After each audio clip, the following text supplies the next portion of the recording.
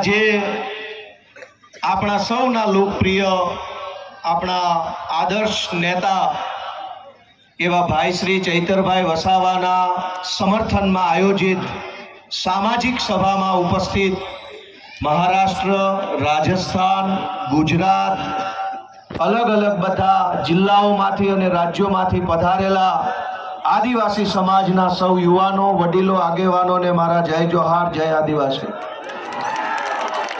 મંચ ઉપર ઉપસ્થિત ગુજરાતભરના આદિવાસી સમાજ માટે હંમેશા જેઓ લડે છે એવા ભાઈ શ્રી અનંતભાઈ પટેલ, હંમેશા જેમણે ચૈતરભાઈની સાથે ખભે ખભો મિલાવી અને ગુજરાતભરના મુદ્દા ઉઠાવ્યા છે એવા શ્રી ઈશુદાનભાઈ ગઢવી, ચૈતરભાઈની સાથે મળી અને આદિવાસી વિસ્તાર માટે, અમારી પાર્ટી માટે, ગુજરાત માટે હંમેશા જેમણે કામ કર્યું છે એવા ભાઈ શ્રી મનોજભાઈ સોરઠિયા, મહારાષ્ટ્ર અને રાજસ્થાનથી પધારેલા આદિવાસી સંગઠનોના સૌ આગેવાનશ્રીઓ, નિવૃત્ત IAS સાહેબશ્રી, બધાનો પહેલા તો હું ખૂબ ખૂબ આભાર વ્યક્ત કરું છું કે આ મુશ્કેલ ઘડીમાં બધા એક થઈને ભેગા મળીને ચૈતરભાઈની સાથે ઊભા છે. દોસ્તો, ચૈતરભાઈ વસાવાને સરકારે સ્થાપેલી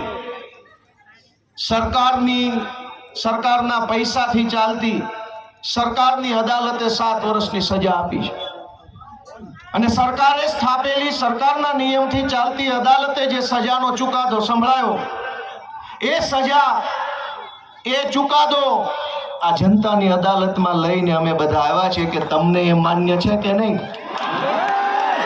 લોકતંત્રમાં સરકાર કે કાયદો કે વ્યવસ્થા આ બધી જ વસ્તુ કરતા સર્વોપરી છે જનતાનો ઈરાદો, જનતાના આશીર્વાદ, જનતાની આશા શું છે. સરકારની પોલીસ સ્ટેશન, સરકારના સરકારી વકીલ, સરકારની ફોરેન્સિક લેબોરેટરીઓ, સરકારનો ફરિયાદી, સરકારની તપાસ, સરકારનો દલીલ, સરકારનું બધું જ, પણ જનતાની અદાલતમાં સરકારનું ના ચાલે. આ જનતાની અદાલત ભેગી થઈ છે, આ આદિવાસી સમાજની અદાલત છે.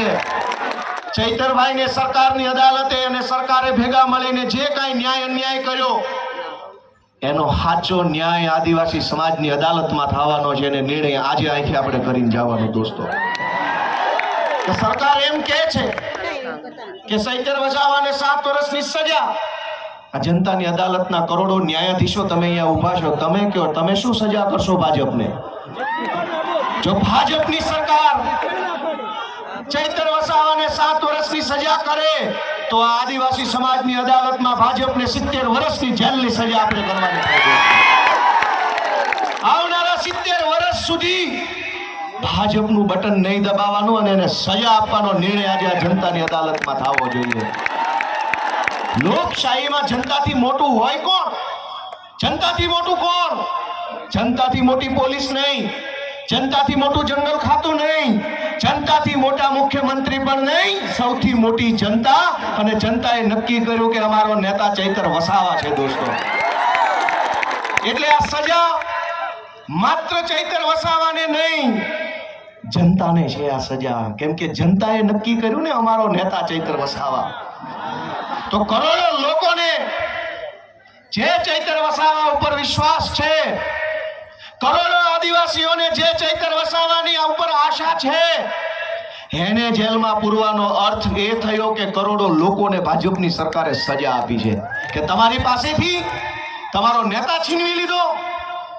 અરે ભાઈ સાહેબ, કેટલા વર્ષો પછી ભગવાનના આશીર્વાદથી, પ્રકૃતિના આશીર્વાદથી, વડીલોના આશીર્વાદથી, હજારો વર્ષો પછી એક લડાયક ચૈતર વસાવા જેવો નેતા આપણા ગુજરાતના આદિવાસી સમાજને મળ્યો.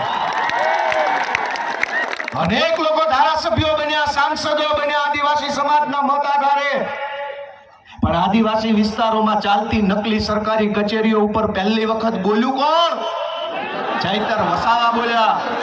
અનેક લોકો આદિવાસી સમાજના મતના આધારે સાંસદો, મંત્રીઓ બન્યા, પણ આદિવાસીઓની જમીન ઉપર વિવિધ કંપનીઓ લાવી આદિવાસીઓને ખદેડવાનું કામ કરતા હતા.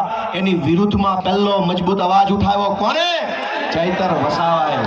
આ કેવડિયામાં, તાપીમાં, છોટાઉદેપુરમાં ડાંગ જિલ્લામાં ચારો તરફ કંપની કંપની, થર્મલ પ્રોજેક્ટ, ફલાણો પ્રોજેક્ટ, ઢેકણો પ્રોજેક્ટ, આ તમામ પ્રોજેક્ટના નામે આદિવાસીઓને ઘર વગરના, જમીન વગરના, શિક્ષણ વગરના, આરોગ્યની વ્યવસ્થા વગરના કરવાના ષડયંત્રને રોકવાનું કામ કર્યું કોણે? ચૈતર વસાવાએ કર્યું. અને સરકારના પેટમાં તેલ રેડાયું કે આ ચૈતર વસાવા આદિવાસીઓને કાં આટલો બધો જાગૃત કરે છે? કેમ આદિવાસી યુવાનોને જગાડે છે? કેમ સુતેલો આદિવાસી સમાજને જાગૃત કરવાનું કામ કરે છે? ચૈતર વસાવાનો ગુનો એ નથી કે જંગલ વિભાગના કર્મચારી સાથે બોલાચાલી કરી. ગુનો તો એ છે કે જંગલની જમીન તમારી છે અને તમને અપાવવાની છે એવી જાગૃતિ સમાજમાં લઈને આવ્યા. ચૈતર વસાવાએ જો બીજા ભાજપના આદિવાસી નેતાઓની જેમ રૂપિયા બનાવ્યા હોત તો જેલમાં હોત કે ઘરે હોત? એક છે મોટા કદાવર આદિવાસી નેતા, 2000 કરોડનું મનરેગામાં કરી નાખ્યું. જેલમાં છે કે મેલમાં? આદિવાસીઓના મત લઈને, આદિવાસી વિસ્તારોની ગ્રાન્ટો ખાઈને 2000 કરોડ રૂપિયાનું બૂચ મારીને જો બેઠા હોત તો મેલમાં હોત. પણ જેણે આદિવાસીઓને પાય બચાવવાનું કામ કર્યું, આદિવાસી બાળકોના શિક્ષણ માટે લડાઈ લડ્યા, વિસ્થાપિતો માટે બોલ્યા, ગરીબ દીકરીઓ માટે બોલ્યા, તમામ પ્રકારની યોજનાના લાભ અપાવવા માટે બોલ્યા, એ ચૈતરભાઈને જેલમાં પૂર્યા છે. વિધાનસભામાં આજની તારીખમાં જેની ઉપર ગુજરાતની હાઈકોર્ટે આદેશ કર્યો હોય કે આ ધારાસભ્યો પર બળાત્કારની એફઆઈઆર નોંધો, જેની ઉપર બળાત્કારની એફઆઈઆર છે એ આજે વિધાનસભામાં છે. આજની તારીખમાં ધારાસભ્ય છે, જેલમાં નથી બળાત્કારના આરોપી. જેની ઉપર મનરેગા કૌભાંડનો 2000 કરોડનો આરોપ છે એ વિધાનસભામાં ધારાસભ્ય થઈને બેઠા